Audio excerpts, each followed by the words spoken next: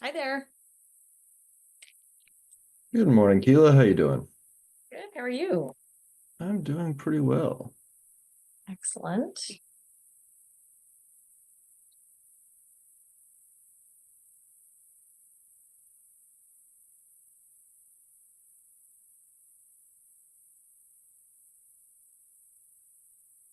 I haven't heard from anybody about any major conflicts, so hopefully we'll have the usual suspects today. Sounds good. Yeah, I'm sure they're probably in another meeting. Usually, everything runs a couple minutes over. So, Exactly. Yep.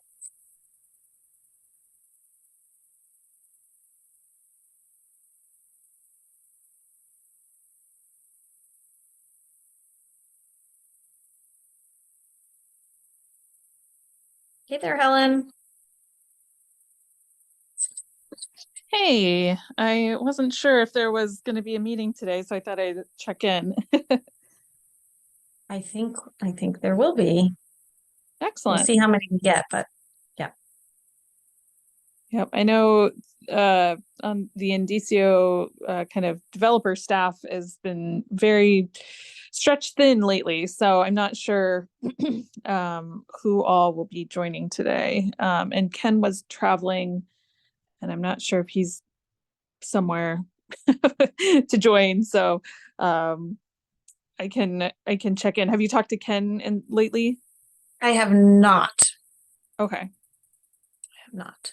So we can see if we have if oh well there's we have enough at least to have a productive conversation, even if it's small.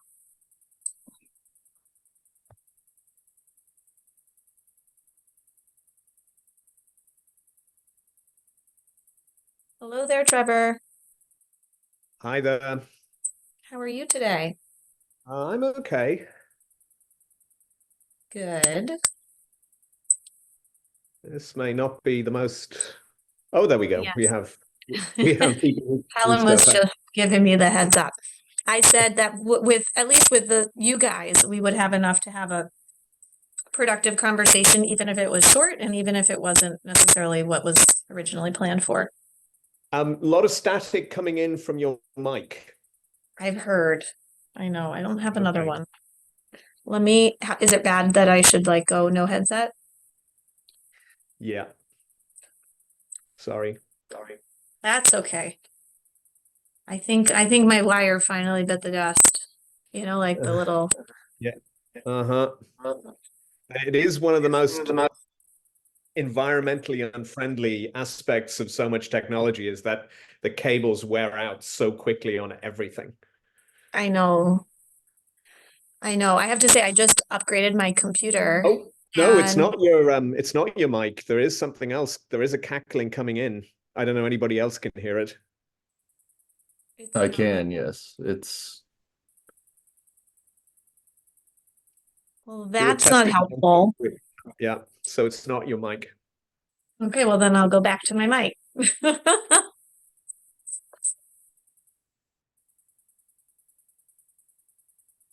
Not worse.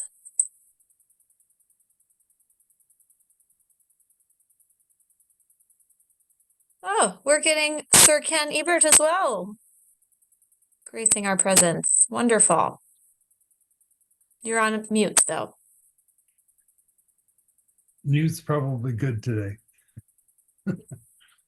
Well, I was just hearing that my audio is not great, that I'm introducing some crackling or something like that, which is not ideal because it's not my headset. So I don't know what's going on with my computer. And I was saying, I just switched to this computer.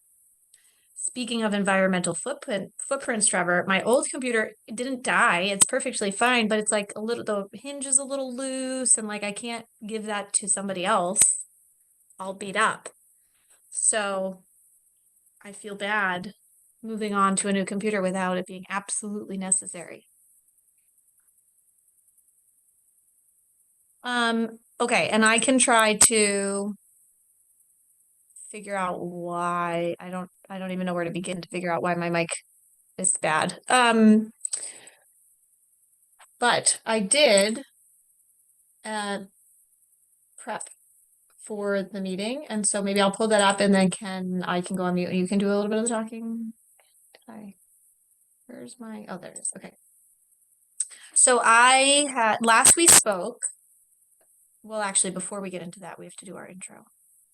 Excuse me.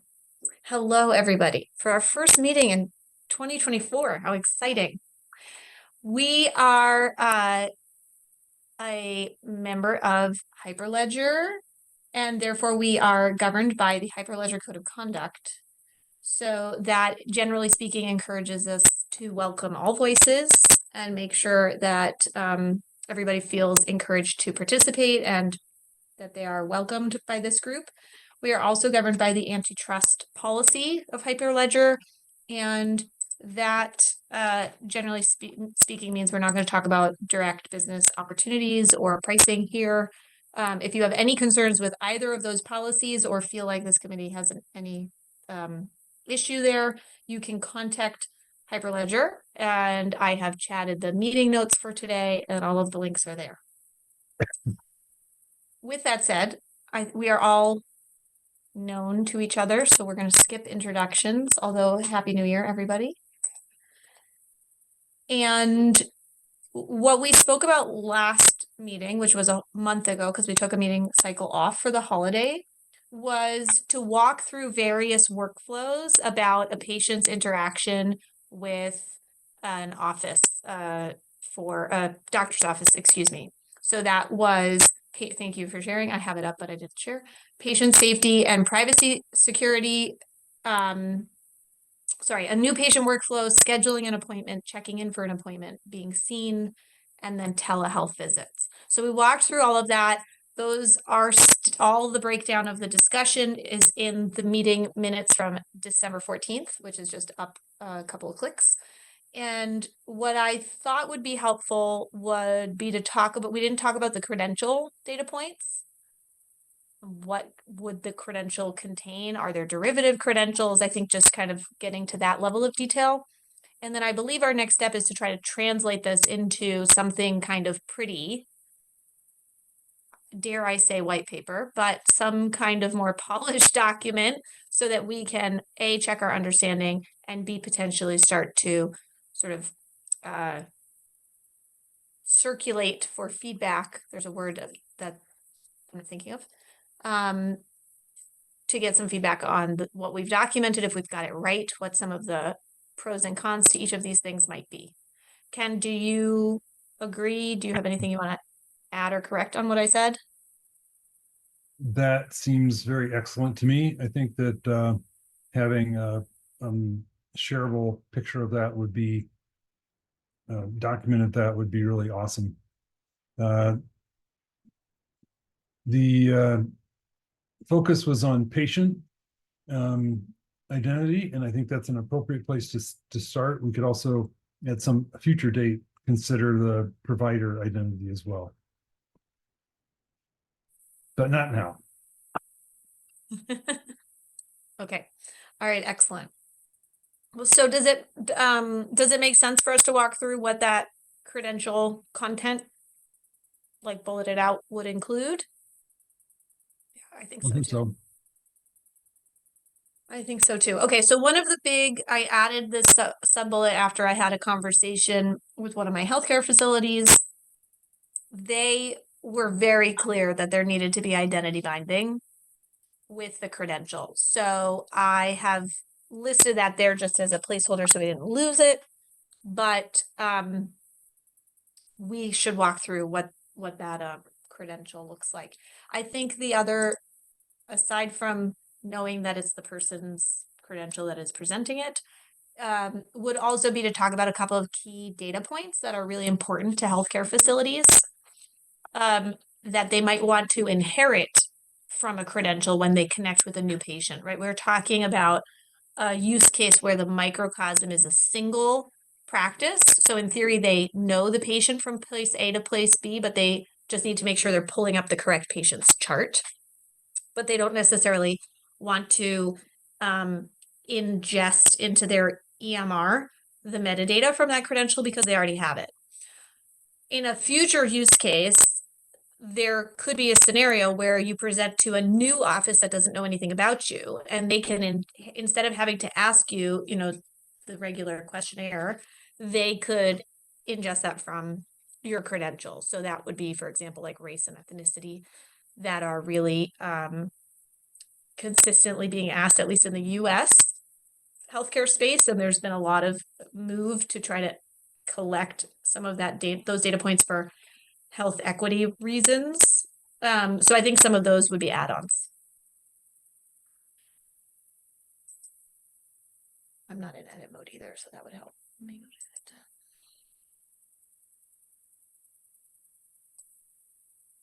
So if I were to just start here and we say fields,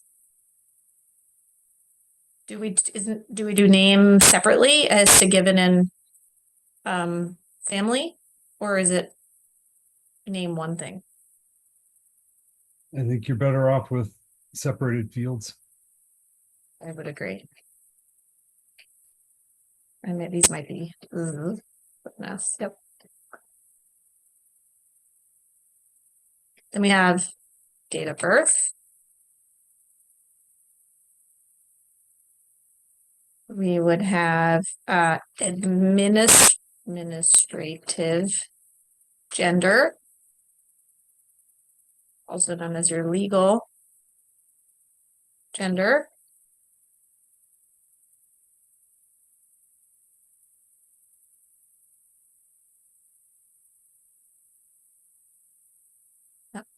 Address. If my audio sounds too bad, I can just stop talking and go on mute. Just let me know. We need two street risk addresses. of- Sorry, Sorry, Trevor. Go ahead, Ken. I was just gonna say, do we need two street addresses or does it normally fit into one? We should have two. So at the risk of sort of blowing things up, shouldn't there be fields for both sex and gender? Yes, we'll get there. I can add those, but yes, there's actually 3 fields. There's administrative, which is why I labeled it so specifically, because there are other Okay. ones. I'll add those here while Ken's going down the other list.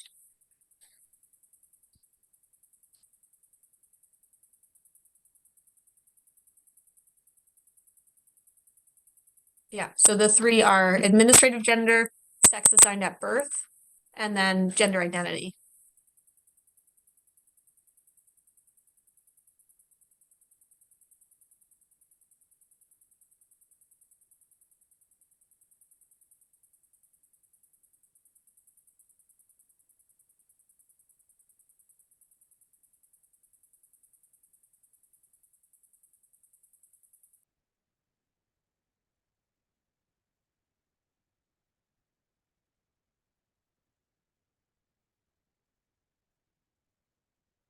So I put in some more boring ones.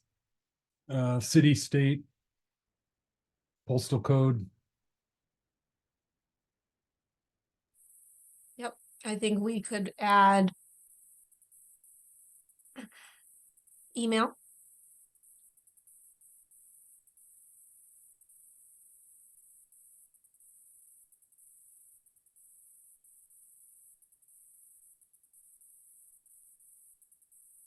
Maybe we want a patient ID in there somewhere. So, yeah, this gets into an interesting point. So what we really want is we want to know who sourced this credential, which healthcare facility, and their medical record number for the person. So it would be the patient ID in the context of the issuer.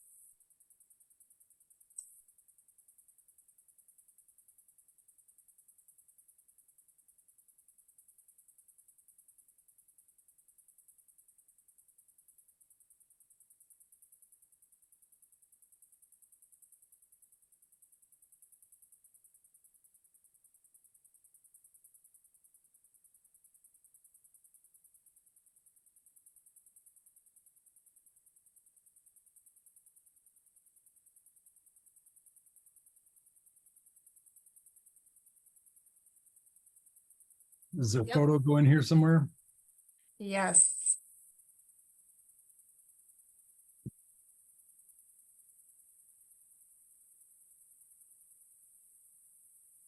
And then what I would add, maybe I'll do it up here before we get into those IDs, would be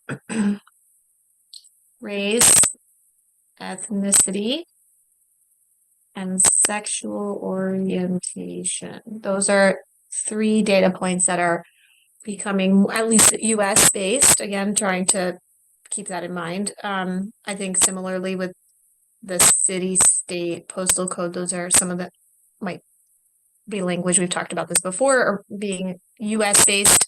I think that's okay for now, and we can kind of come back to it. If we need to adjust from there. I tried to moved it up to group it with the others.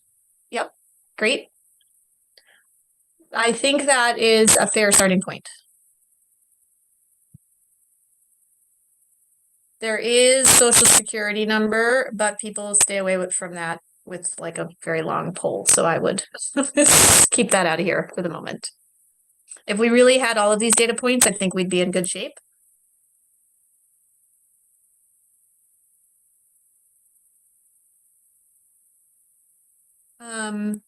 Okay. Anything else from the identity binding perspective? We had patient photo. That probably should be sufficient, I would think.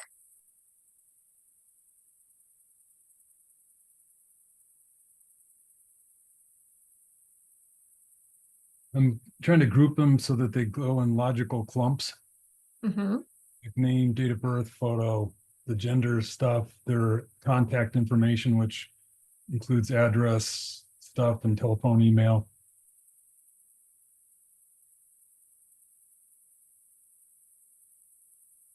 Yeah, I think that I think that's a good starting point.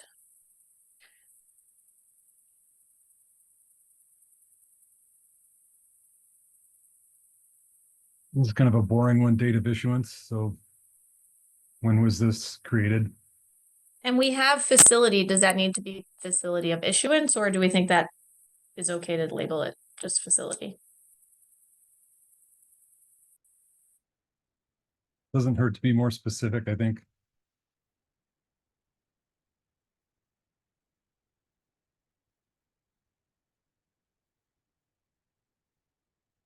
Does it have to be tied to a facility, or is it something that's more generic?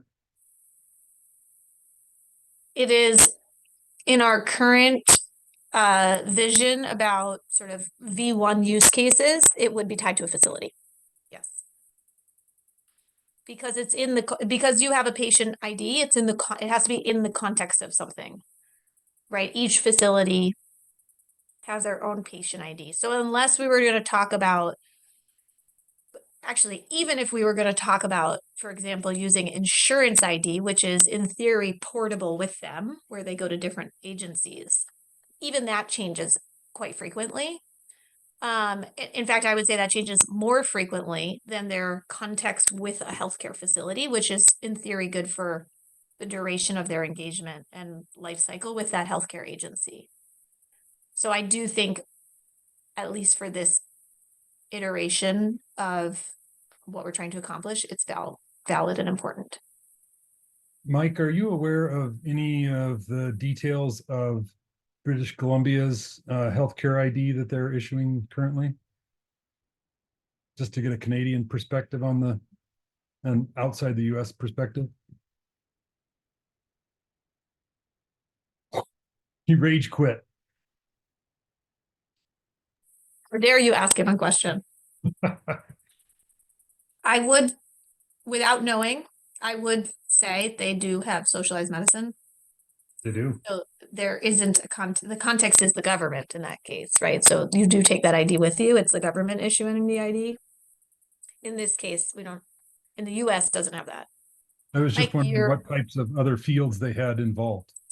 Yes, yes. Mike, did you hear the question that was posed to you? Are you with us?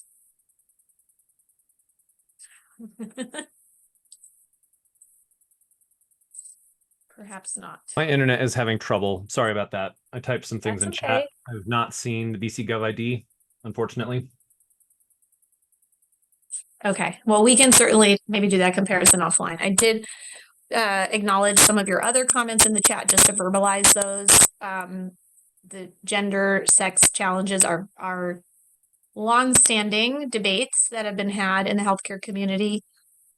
The healthcare standards known as HL7 have started to acknowledge these three buckets, which is why they get used more. They're becoming more common nomenclature for the fields. But the reality is they serve different purposes, right? So administrative is for payment. Sex assigned at birth is the concept of trying to identify their healthcare related predispositions, right? So for example, if you were born female at birth, you might have an elevated risk for ovarian cancer, just as an example. And so knowing those tendencies from a healthcare perspective are really important for monitoring and assessing risk for certain healthcare outcomes.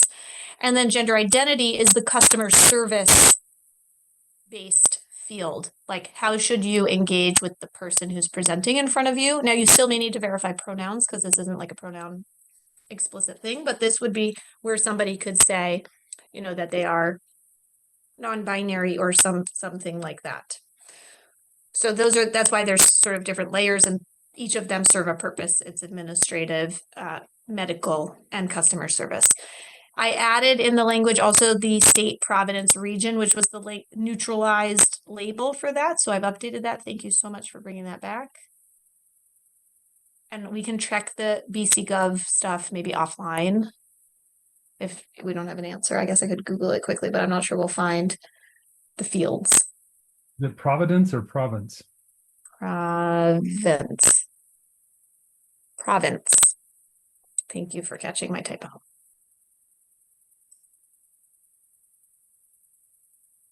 So you've got one more down here, and that's Sexual orientation. Yes. So this one is also so the healthcare standards and government people call this SOGI data, like as a category. So it's sexual orientation, gender identity.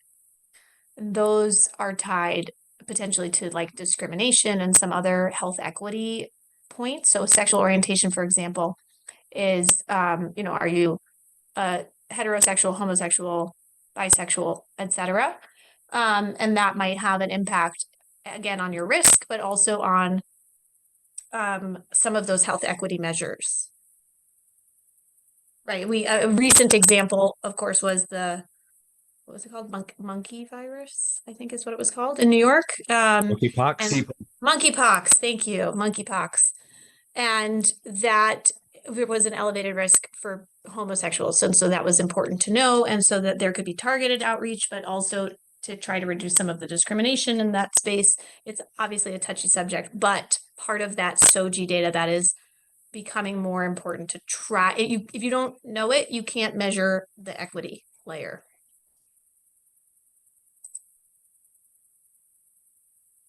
I think the rest of these don't particularly need descriptive text. I think they're more self-explanatory.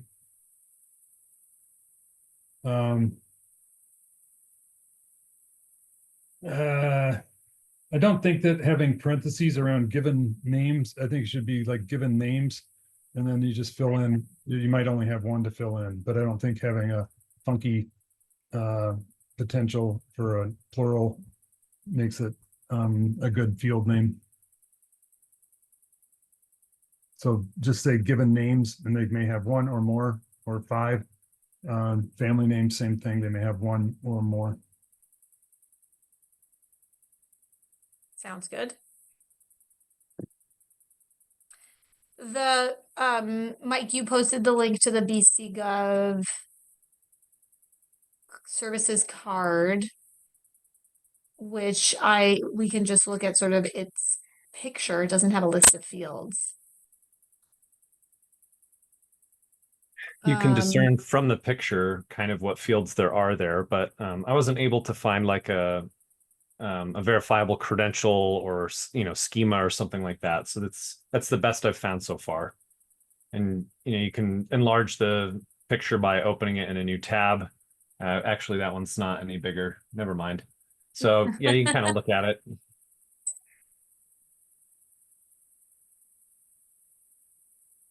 They have a family name, some given names, a date of birth. Looks like issuance date, and they have an expiry date.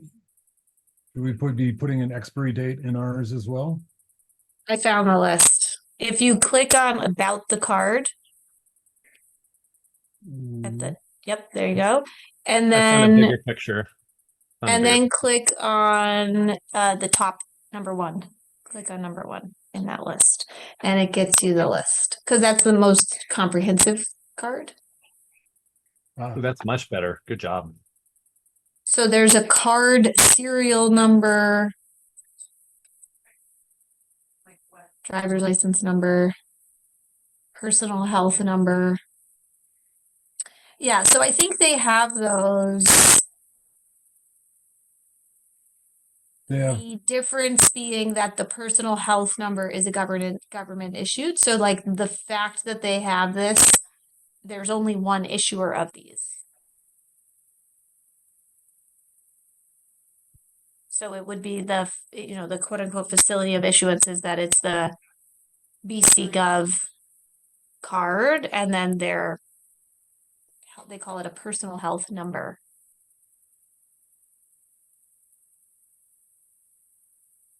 okay. They do have an expiry date. I think that might be something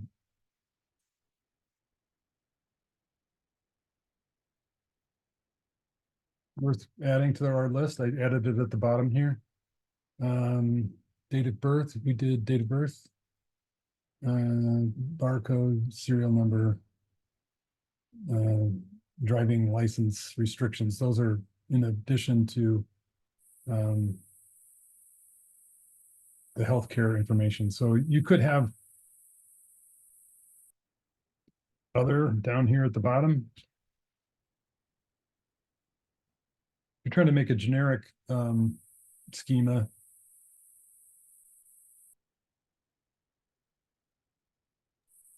Yeah, and it's interesting because they, as all, I think all driver's license have is like some metadata about the person, right? So in this case, they have eyes, hair, height, weight, which Yeah. I don't think your health care credential would need to have. But it is interesting to think about that.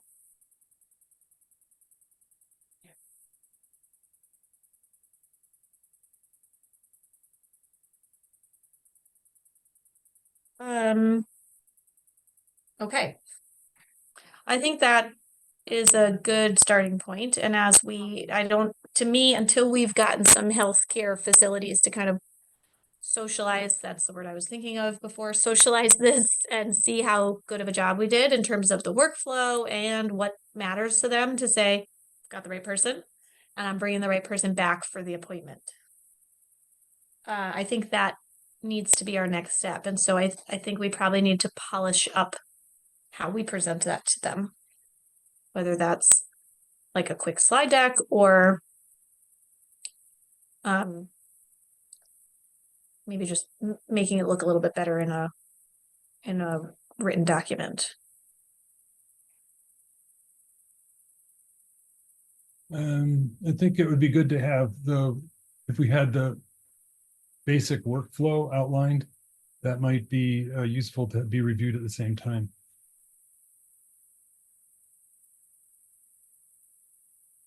Yes, I meant the workflow and the schema for socializing.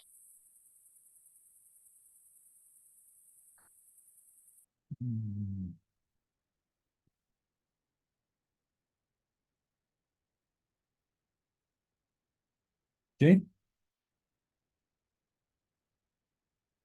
What else? What else?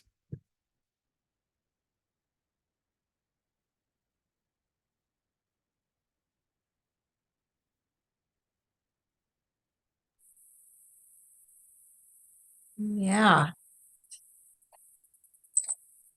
That was faster than I thought it would go. And Me we, too.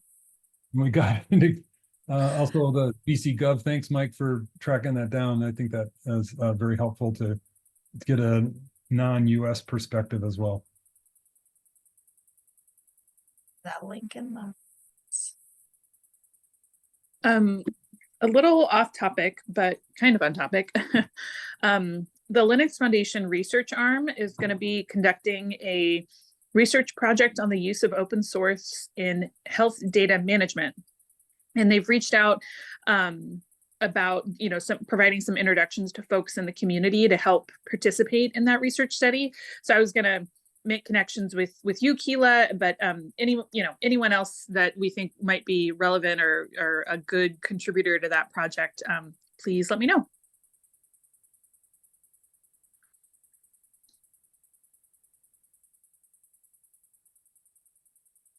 Yeah, I think I wouldn't, and they're specifically interested in just understanding where the intersection of healthcare credentials might live. They didn't mention credentials specifically. It's broader than that. It's healthcare in the open source, like health data management in the open source kind of world, like who's doing anything about it. So again, a representation of Cardea, specifically, somebody who, like yourself, who works in the field, I think would be a good introduction. But anyone else that you might think would be a good person to pass along, I can make introductions as well. Okay, yeah, Ollie will think about that.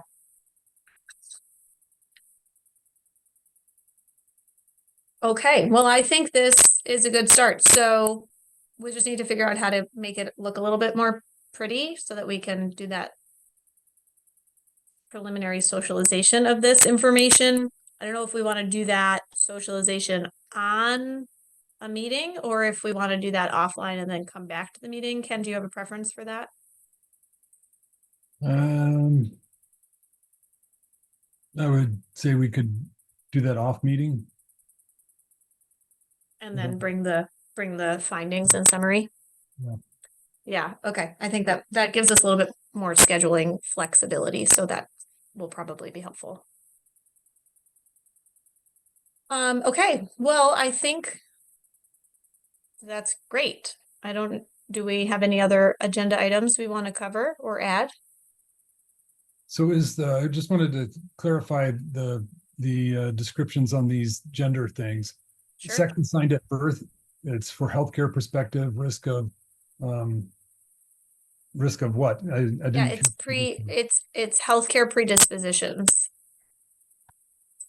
I can get you the standard language if you give me 1 second. Okay.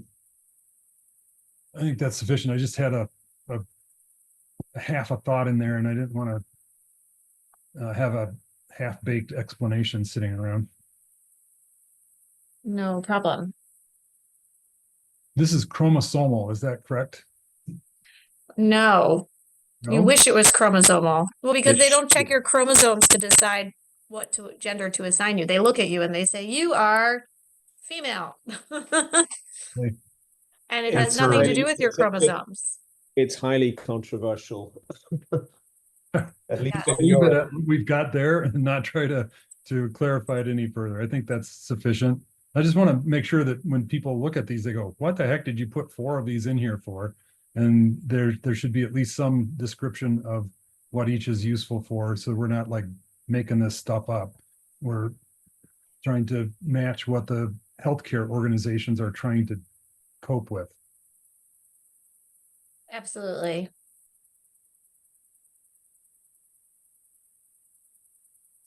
I'm just looking at the commentary from the CDC on sex assigned at birth. They also call it sex for clinical use.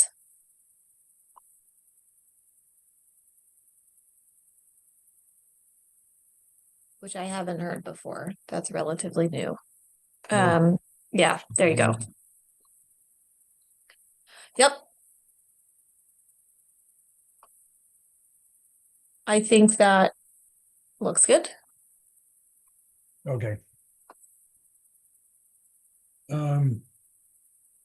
Mike, when you typically create schemas, do you typically put like this is text, this is enumerated type, this is, or any of that sort of stuff? So for AnonCreds in particular, the schema does not specify what the data type is. They're all stored as text. So what we typically do is we create a corresponding document or page that says, we created all these fields and here are their names, and here are the intended data types for each of these fields. And so the documentation helps those who interact with the schema to understand what to do, but the AnonCred doesn't specify it. The non-cred doesn't, but for like date of birth, you'd say this is a date field, it's a Unix timestamp, or it's a Right, that's what the documentation's for. Yeah.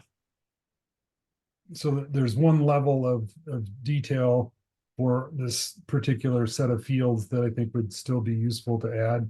Do we want to do that offline as well, or do you want to plow through it quickly? I don't know.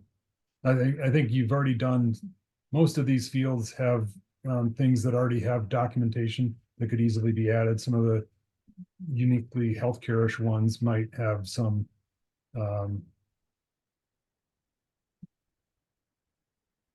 An interesting pre-existing format, right? yeah. So a patient photo, for instance, might need to say this is stored as a JPEG, or this is stored as a It's base 64 encoded on the credential. whatever. Yeah, so Yeah. you need some explanation of what that data. It's just might be a string of numbers, but that's really great. In order to do anything useful with it, you'd have to know what that string of numbers is supposed to, what format it's supposed to be in. There might be size limitations on some of this as well. So you say, all right, you can't put in a 20 megabyte picture of yourself. It has to be less than 5 megabytes or less than a K or whatever. I don't know. The K is Right. probably too small, but Our work with passports are showing that a couple hundred K is usually sufficient to have a decent photo. So, but yeah, something like that is a good idea. And you're right, we don't have to put everyone through that exercise now. We could do that later. okay. What else should go into socializing this with the healthcare organizations? The patient schema and the workflows, is there a brief explanation of why? Or something like that, an introduction or anything like that? Yeah, yeah, we probably need to frame the what are we doing? Although I think we will get some clarity from them on whether or not this solves a problem and what problems do they think it solves. But we could start by saying what we think those are, right? Which we've mentioned, I think in our last meeting, we talked a little bit about that being around patient safety, as well as, hold on, let me just go back to the prior meeting minutes.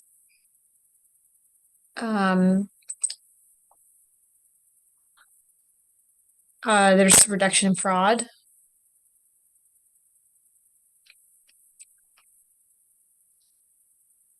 There's speed, right? Where if you can make this data easily portable, then you don't have to fill out the forms over and over again. So speed and convenience. Yeah, it would be, I would phrase that, yeah, as convenience probably.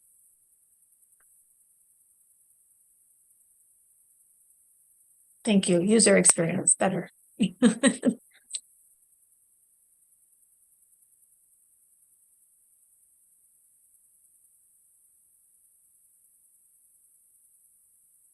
Okay. I think that's pretty good accomplishment and capture of both the schema type and what else would be included in a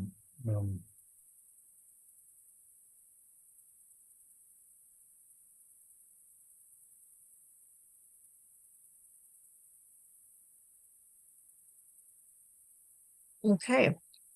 Fabulous. So we can see, we have some offline work to do to make this kind of look pretty for that next phase, because I don't think we want to bring like bullet points on a Word document to them. So we will need to do that. I'm not sure if we'll have that done and the meeting completed by our next Cardea meeting. Our next Cardea meeting is on the 25th, 2 Thursdays from now. So we can see where we are. If we're not there, I guess one question I have is, have there been credential enhancements that we should get caught up on as a committee? Or evolution and where we last talked about the underpinnings?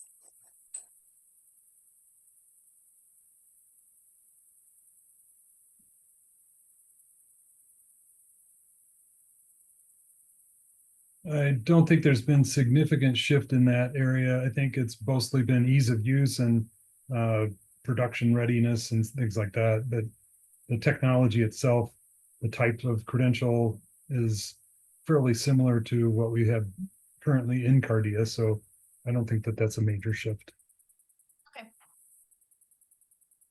Okay, well, we can see where we are. Maybe we'll review some of that beautification. This, if we haven't had the meeting yet, we can review where we are in making it pretty and go from there. Cool. I'm happy that we were able to get through this as quickly as we did today. Awesome. Yes. And we're going to give everybody back 15 minutes. I don't think we've ever done that before. Rarely. Here we go. Okay. Thank you. Thanks, Good work, everybody. everybody. Talk to you soon. Thanks. See ya. Bye.